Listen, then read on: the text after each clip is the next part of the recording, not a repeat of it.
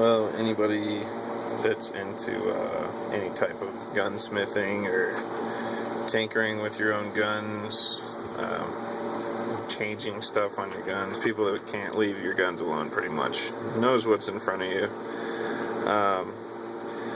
Probably by brand, at least now. Like I said in my last video, I think it was my last video, my OD green Glock. I was planning on painting it again. Kind of overdue. The wear look I like and all, but it's getting a little out of hand, so this is what we have here. This is my Glock frame, Glock 19, and it's almost ready to be painted. I didn't even think about making a video of this until just now, so I just turned the camera on. I'm not quite done with this. I just figured I'd show a little bit of what I do in order to get ready to paint it, and then tomorrow, when this is cured, it's probably close to around 9 o'clock at night right now, so I figured I'd just show you what I do. As you can see, detail stripped. This is all the stuff from the inside. You have your trigger group, magazine release, slide lock, slide release, takedown bar, some pins. That's about all I take out of it. I mean, the rails are really it. That's all that's left. Everything else is completely naked, and as you can see, full of cotton, which I find is the best filler for painting. And like you could see, there's a bunch of wear because I used the crap out of this pistol. This black right here is frame, you can see there, and you can see a lot of cotton. I do tape off my serial number just for painting because it's a little metal badge there, or label, little plate rather, that's the word I was looking for, a little metal plate. I don't tape it off for any other videos, I'm sure you've noticed. I don't care. You're not going to do anything with my gun's serial numbers, at least nothing that I'm going to care about. Now, as you can see, there's a lot of cotton in this one. I have 2 pieces of cotton stuffed in here. They're just side by side, and then I just push them through from that end to get them out where I want it on the end here. Just so, I mean, I want a little bit of color in here just in the magwell area, just where it's a little bit flared out. You can see where it's a little flared out right there. And then it shrinks down where it's actually contacting the side of the magazine. So I want a little bit of color just so you can see it, at least to a point. But I don't want it to interfere with the magazine going in and out. So I stuff a couple cotton balls in there just to make sure it's not going to get any paint in the tight areas. I also stick another cotton ball down here, which that's what this top one is, down in the magwell, and then I just kind of push it out through the magazine release areas. Then I have a fourth one rather, up here for the trigger, and I just poke it down so it kind of covers that trigger pretty well, or at least the opening for the trigger, because I do want to paint all up inside the trigger guard. And then what I do is I take another cotton ball and I tear little pieces off of it and just roll it up like that, and take a really fine Allen key and just poke it in there and just pack it down inside of all these pinholes like that. I do have one left to do, that guy right there. And that's pretty much it. That's how I spray it. All the masking tape is for this, and I will sometimes lay a strip across here, like right over top of the rails, all this opening. But generally when I paint it, it's just sitting flat like that, so you can't even see it. Sitting flat like that, and I'll just spray all around it. So generally that's just kind of how it sits. and I just spray paint it like that, and then I'll turn around and get the other side, make sure I get all of it, and then I'll let it sit for at least 12 hours and cure. Even though the paint that I use says it's dried in 15 minutes, it's still kind of tacky, which it's always going to be a little bit more tacky than the actual frame. Like this plastic here is real smooth, and this is actually kind of a little bit tacky still, even though it's been on here for like 4 or 5 months. I think 4 months.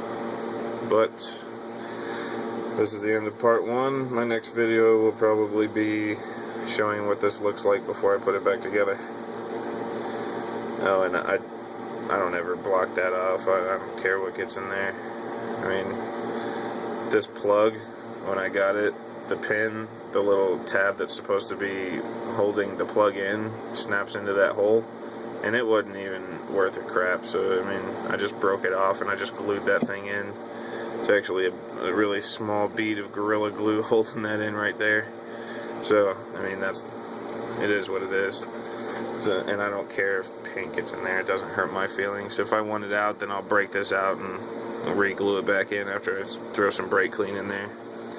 Or I could always just spray down inside of there, and I'm sure the paint will come out. That's why I use Krylon. It's a lot easier to remove. If you have a mistake, you just stick some on a Q-tip and just rub it off, and it works pretty good. So, be back in what will be a couple seconds for you to see finished product. See ya.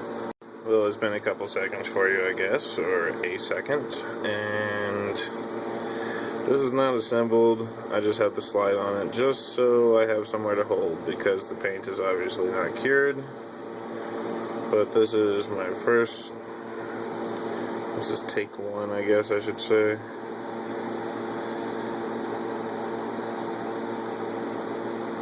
I didn't even strip it. As you can see, the black that was showing through the frame is a lot flatter, as well as like back here you can see the difference in the finish, where it's just straight on the frame as compared to where it was on other paint.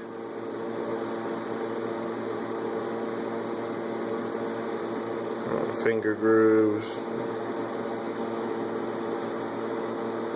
under the trigger guard. This is really like a dark gray-green kind of color. The camera's doing alright with picking up the color. It's actually a lot flatter in person than it's actually showing. Like all this glimmer right here you see on the grip, I don't see that in real life. The camera's just picking it up. I mean, it's there. It's just not as pronounced as it is on camera, I guess.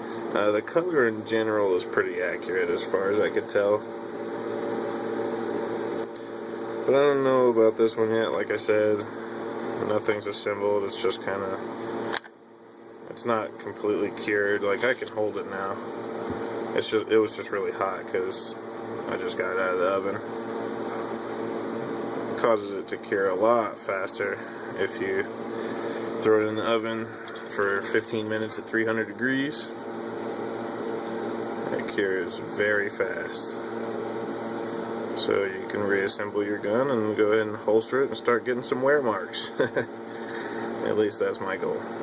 Now, I have a question for those of you that are watching this video.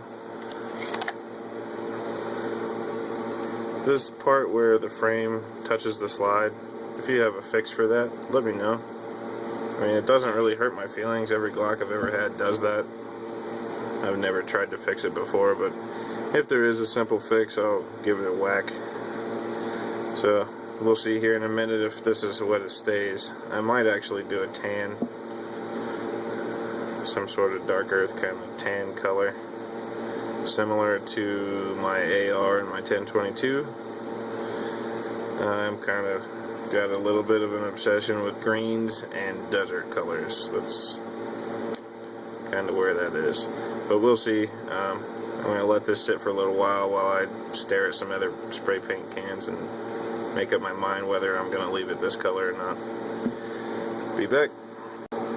Well, as you can see, my tray's all empty. All the parts are back where they belong. and my pistol. So that means I decided what color I'm going to leave it, at least for the time being, which the time being means today. I didn't change it.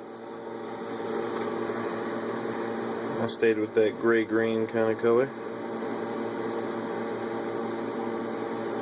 My wife picked it.